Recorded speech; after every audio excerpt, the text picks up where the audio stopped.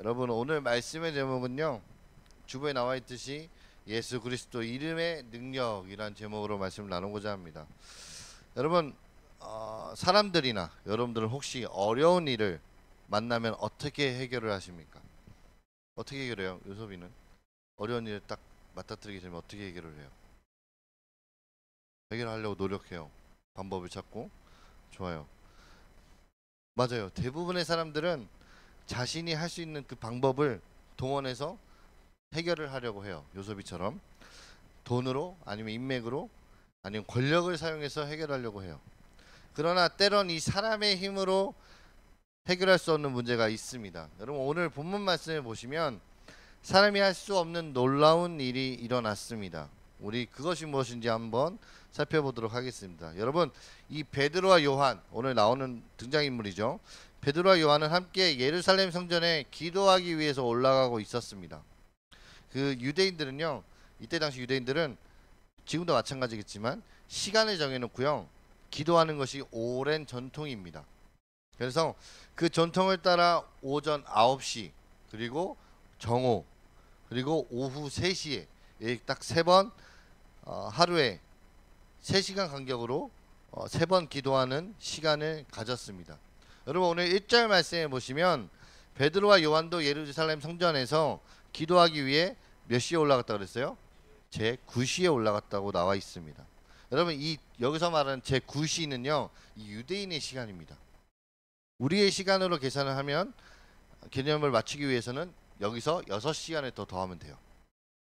그래서 제 9시에서 6시간을 더하면 몇 시예요? 네? 15시 맞습니다. 오후 3시예요. 그래서 베드로와 요한은 성전을 올라가다가 태어나면서부터 못 걷게 된 불쌍한 한 사람을 만나게 됩니다. 왜요? 주먹이 왜요? 아니에요. 자, 성경은요 그 사람에 대해서 뭐라고 얘기하냐면 이렇게 얘기합니다. 2절 말씀 한번 읽어볼까요? 2절입니다. 시작. 나면서 못 걷게 된 이를 사람들이 메고 오니 이는 성전에 들어가는 사람들에게 구걸하기 위하여 날마다 미문이라는 성전문에 두는 자라. 아멘. 자, 여기서 말하는 이 불쌍한 사람은요, 스스로 걷지 못해서 사람들이 그를 메고 올라와야 해요. 그러니까 부축을 하고 올라와야 되는 거죠. 그래서 걷지 못하니까 어떻게 해요? 돈을 못 벌잖아요. 생계가 막막하고요. 그래서 늘 이 미문이라는 곳에서 구걸을 통해 근근히 생계를 이어나가며 살고 있었습니다. 그런데 어디에서 구걸하고 있다 그랬어요? 2절 말씀에 미문이라는 곳에서. 미문. 여러분 이 미문, 성전에 기도하는 곳으로 들어가기 위해서 반드시 통과해야 하는 문이에요.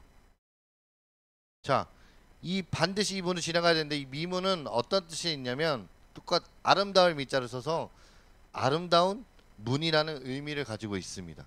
그래서 이 문을 보면 왜 이름이 붙여졌냐면 문에 금이랑 은이 막 붙어 있어요. 화려하게 꾸며져 있습니다. 그래서 아름답다라고 해서 미문이라고 지었습니다. 여러분 항상 한번 상상해 보시겠어요? 이 미문이란 곳은 가장 화려한 곳이에요. 엄청나게 화려한 곳이죠. 금과 은이 막 붙어 있고 화려한 장식이 되어 있고 화려한 곳인데 거기에 앉아 있는 사람은 누구예요? 스스로 걷지 못해서 생계를 거기서 꾸려 나가고 있는 불쌍한 사람. 그 사람이 앉아 있는 거예요.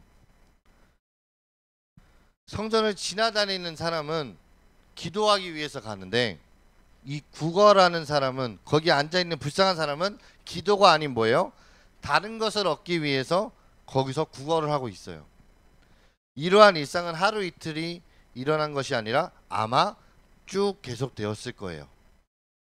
자, 그날 이 베드로와 요한은요 걷지 못하는 아주 불쌍한 사람을 주목을 하기 시작했습니다.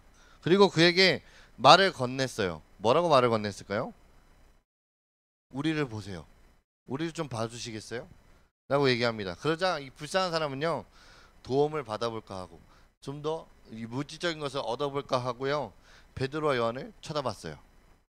근데 여기서 그 사람이 생각하는 도움은 뭘까요? 말씀드린 것처럼 뭐예요? 돈이나 먹을 거였어요. 인간이 생각하는 그 모순적인 풍경 속에서의 해답은요 항상 돈이나 먹을 거예요. 눈에 보이는 것들이죠. 딱 눈에 보이는 것들. 근데 만약 베드로와 요한이 여기서 돈이랑 먹을 것을 줬다면 여러분 그 다음 날도 이 모순적인 풍경이 이어지지 않았을까요? 이 문제가 해결되는 궁극적인 방법이 뭐예요? 이 걷지 못하는 불쌍한 사람을 걷게 해주는 거예요. 그런데 여러분 지금 우리가 살아가는 이 세상 속에서 이게 가능한 일일까요? 평생 처음부터 안진뱅이로 난 걷지 못하는 사람이 일어나서 걷는다? 여러분 세상 지금 일어나는 의학 중에서 이건 밝혀낼 수 없는 문제예요. 힘든 문제이기도 하죠. 그저 그냥 미문을 지나가는 사람들로부터 돈과 먹을 것을 조금 더 얻기 위해서 살았고 다른 날보다 뭐예요? 좀 더 많은 것을 받으면 그것으로 항상 기뻐하며 살았을 거예요. 그런데 베드로와 요한이 그 사람을 그 안진뱅이 불쌍한 사람을 주목했고요. 그의 문제를 해결해 주기 위해 다시 말을 걸었습니다. 자, 우리 6절 말씀 한번 읽어볼까요? 6절입니다. 시작. 베드로가 이르되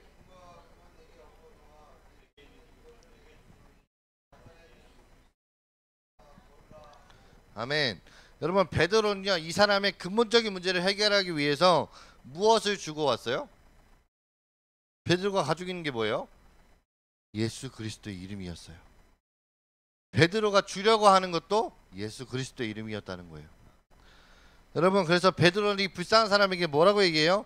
예수 그리스도의 이름으로 일어나 걸어라 라고 선포합니다. 그러자 한 번도 정말 한 번도 걸어보지 못했던 일어나 보지 못했던 이 난진뱅이가 이 다리에 힘이 붙기 시작합니다. 그래서 걷기 시작했고요. 심지어 뛰기 시작했습니다. 이런 어마어마한 일이 벌어졌어요.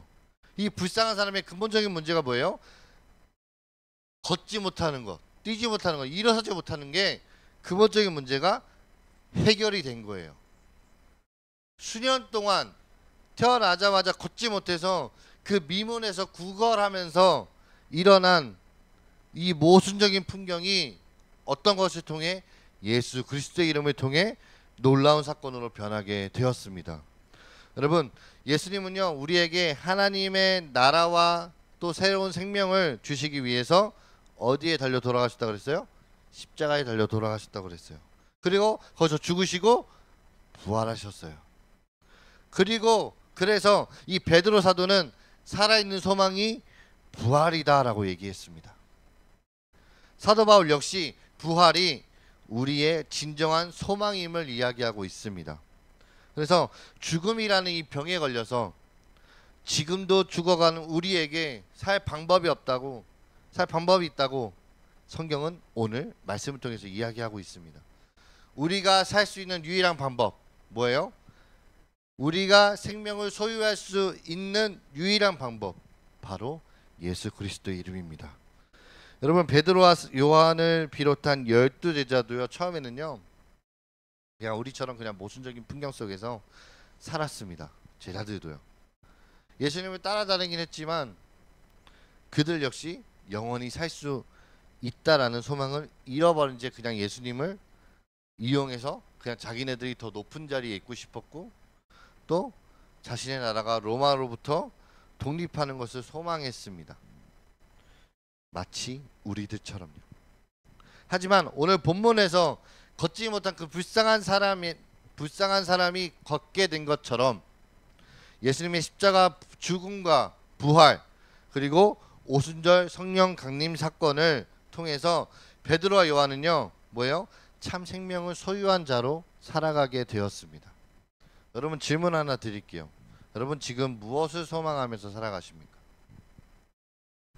생명에 관한 소망을 잃어버린 채 걸을 수 있다는 참 소망을 잃어버린 채 모순적인 그 풍경 속에서 우리가 살아가는 이 사회생활 속에서 하나라도 움켜잡고 더 편안하고 안락한 삶을 살기 위해서 막 여러분 발버둥 치고 있지 않아요?